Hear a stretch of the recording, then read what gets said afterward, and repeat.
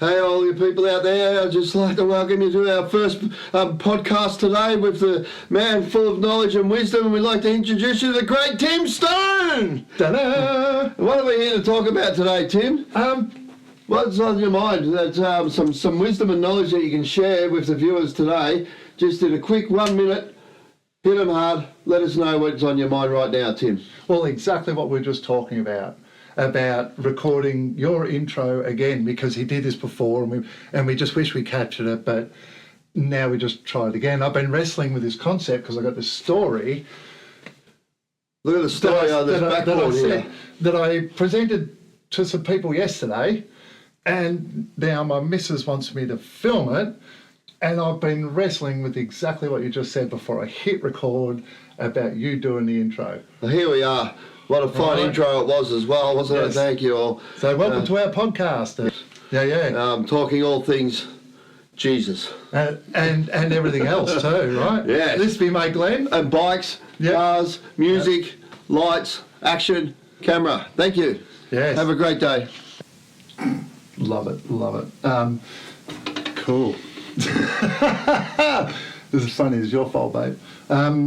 Yes, so yesterday found myself, I was telling you a little bit earlier, sorry, this is Chris, who's actually here, not you.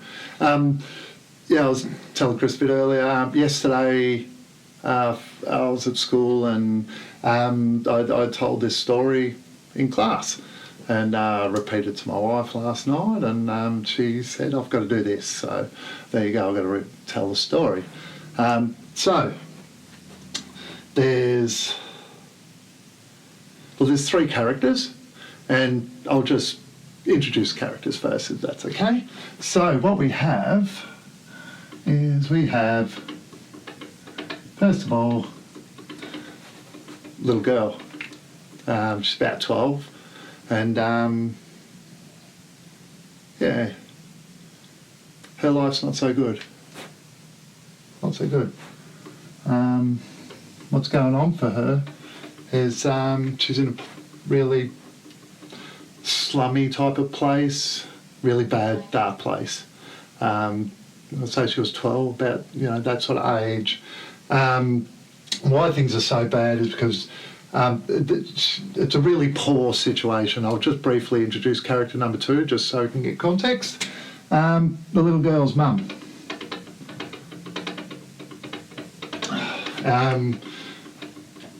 Mum looks after the little girl. Little girl's got no money, no food, about to lose a house, so they're going to have nothing. So you got a picture of the little girl? Cool, character 1. Character 2 is the girl's mum. And, if this girl's in a bad space, she's even worse because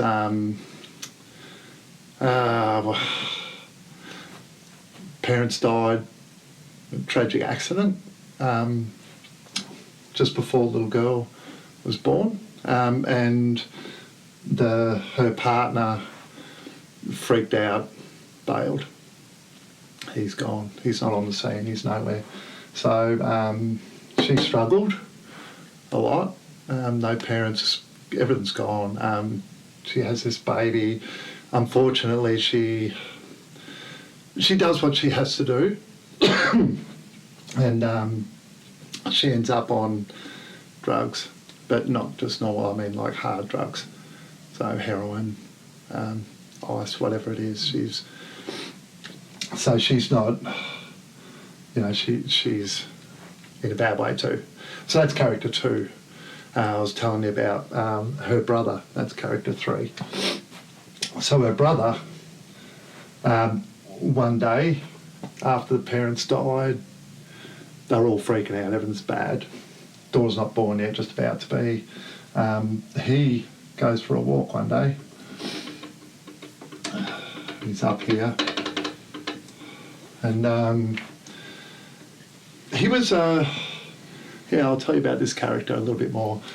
He kind of handled things a little bit better. He didn't fall into the drugs, but he had this problem I'll explain the problem. I'll draw it out, probably makes more sense.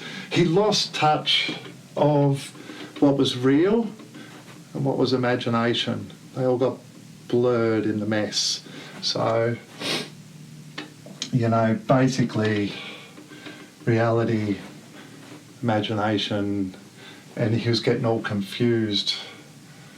So he wanted to figure this out and just, because everything's really bad. So he comes to the edge. This is where he is now, trying to figure it all out. And what he comes across is this great void, this river that's just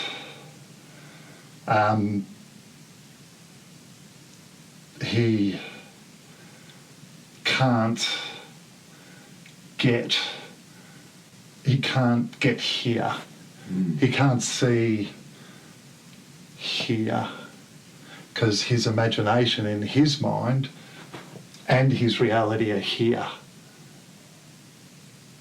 And so he's at here, and he just sat, and what happened was Magic Bridge. It's a fictional story, by the way. Magic Bridge appears on this river that seems to just, and the Magic Bridge says to the brother, I'm here to help fix imagination reality for you. Get everything cool again. And he's like, cool. All right. Here you go. The Magic Bridge says there's only, look, I'm going to be open and honest with you. You have to make a choice. To fix all this, you have to cross the bridge. But two conditions. Has to be now, and you can never come back across this bridge. Once you're fixed, that's it, you're fixed. You can never come back to this place. So he's standing there and he has to make a choice, because this is all in his space. It's dark, but his sister, and he knows his niece, 12, and he knows all this as well as his own brokenness, but he's got this option to be fixed. But if he crosses, he can never come back. So what do? I'll tell you what he did. All right. Okay. So he was super brave. He was super brave. He was willing to let it all go. So he crossed the bridge.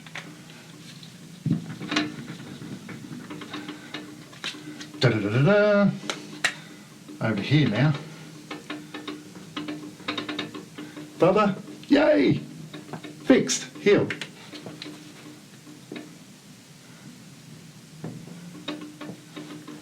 Bridge is gone. He can never get back.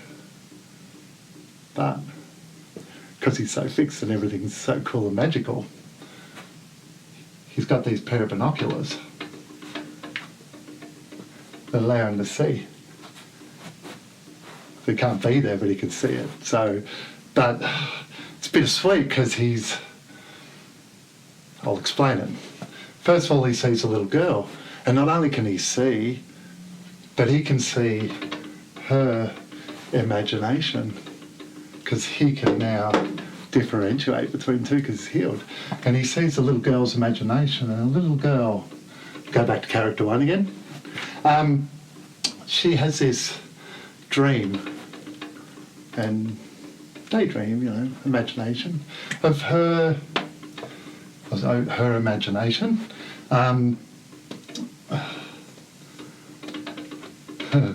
riding a horse. Got to put a tail on. Trust me, it's a horse. And she pictures in her imagination this horse. brother's here. And he's like, man, the horse, so it's all here.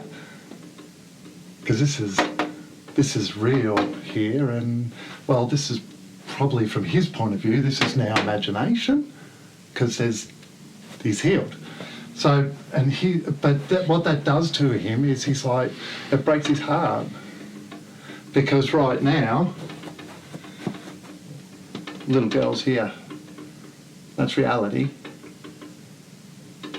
The broken mum. Breaks his heart. But he has an idea. He can't cross, but again, because he's healed, something happens, and he has he so wants to talk to her, communicate with her, but the only way he can do it is put a message in a bottle that he can float back, and then just hope that one day the little girl, wait a minute, yeah, so hoping that one day when he floats it, the little girl's brave enough to come to the edge of her reality and imagination too. So he's hoping that at this moment where it's brave, because this is like staring into the abyss, the nothingness. But if she's brave enough to go here at the right time, that this ends up here. She had the bottle, right? So, yay! It works out, by the way, yeah, because it's fiction. She gets his bottle. She rocks up one day and she's like, "Oh, got this bottle. It's got a message in it." Strangest note she's ever tried to read. It's like this guy that's apparently her uncle is writing her a message saying, talking about some magical bridge and an uncle that mum told the daughter that the uncle just ran away, like her dad, the family. They were just bailed. She hates them. The little girl's standing there going, this can't be him because he bailed. We hate him. But he's saying that in this message, what freaked her out is that he's talking about the horse. She's going, that's just odd, because I've always imagined having a horse riding around. Didn't know what to believe. Mum's story, reality, or the dream. So just give it time. All of a sudden, she made her choice. She chose to believe the dream. The magic bridge appears. Lo and behold, timing's everything. And the bridge basically says exactly the same thing that it said to the uncle. Across this bridge is healing, wholeness, the best life ever. But to do it,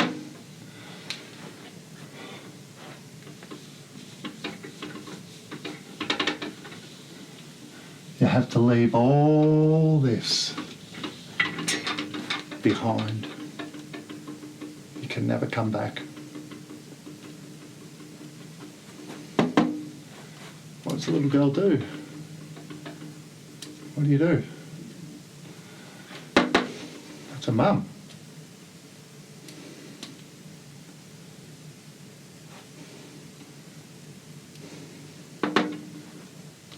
The dream. Okay. I love heroes. She's brave. All this time she's standing, staring into her worst nightmare fear. She chooses to cross the bridge. Best ever. So, no need that anymore. This choice is made. Dun dun dun. Yay!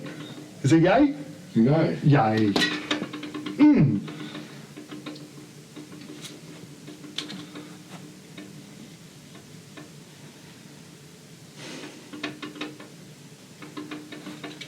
Bridge has disappeared. So, who are you?